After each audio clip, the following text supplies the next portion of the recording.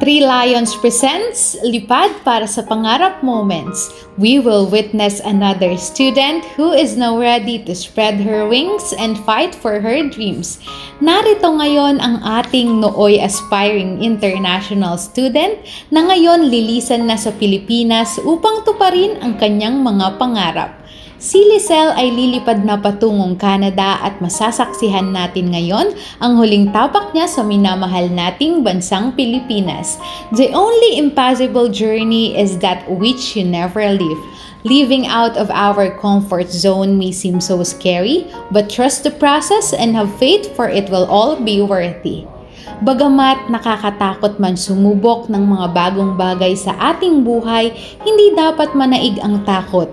Bagkus, manaig ang ating kagustuhan na umangat ang edukasyon o karera natin na alam nating makakamit natin sa paglisan sa ating bansa. Hindi madali ngunit isa lang ang tiyak at malinaw.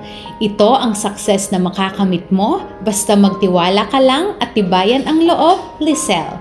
Sometimes you need to live in order for you to grow. Good luck and have a safe flight, Lisel. We're praying for your success in Canada. This is your sign to start your international journey. Lipad para sa pangarap.